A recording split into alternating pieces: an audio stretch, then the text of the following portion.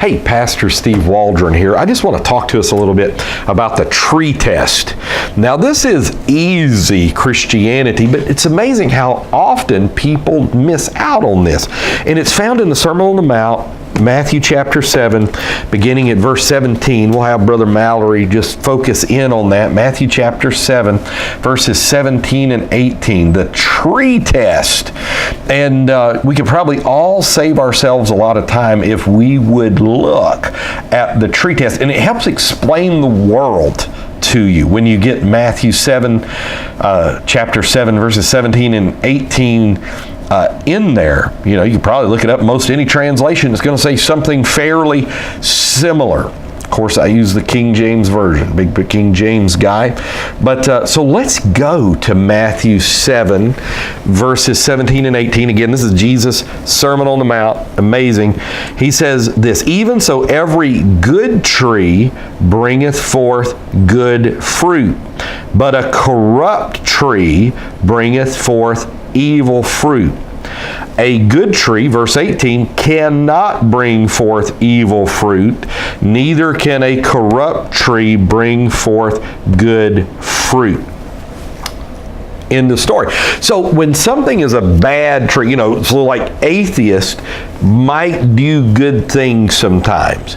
People who don't like Jesus may give money to the poor, have compassion on people in nursing homes or the hospital or something.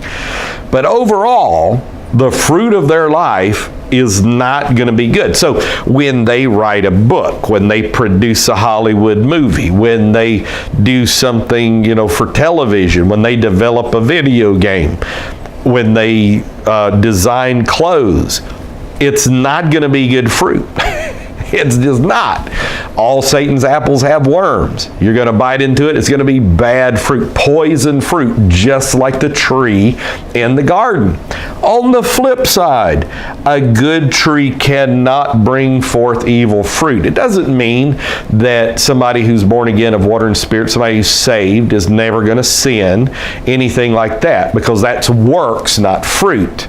But it does mean that the fruit they have, the love, the joy, the peace, the long-suffering, the gentleness, the goodness, faith, meekness, and temperance, against which there is no law. You can bear as much as you want and eat as much as you want of that kind of fruit. It's going to be good. So often you need to look at the tree system. I'll give you an example of that, such as socialism, Marxism, and communism. This comes from a root system that the tree is awful. Karl Marx, many people think, were a Satanist. Wormbrand's got that book called Marx and Satan. I've done a review on it here. So what he tells us about economics, what he tells us, it's going to bring forth bad fruit. Did I mention that it killed hundreds of millions of people in the 20th century? In China, in Russia, in Pol Pot's Cambodia, and on and so forth, and enslaved countless more. So we know it's a bad tree system. The Enlightenment, of course I'm for enlightenment, of course I'm for education and improvement and all this, but what's termed the Enlightenment came out of your D'Alemberts, your Diderots, your Francois-Marie Auret's, which is Voltaire, your Cagliostros, your others that were rejecting God, that didn't like God, Mirabeau. They just did not. They wanted to be known as leftists, so they sat on the left hand of God if the sheep sat on the right hand of God. That's where the term leftism comes from. It's got a historical context. So it's a bad tree. It's not going to produce good fruit. It's going to produce debt. It's going to produce enslavement, on and so forth. So the tree test, you really need to see where the fruit that you're allowing to enter your life, what does the tree look like?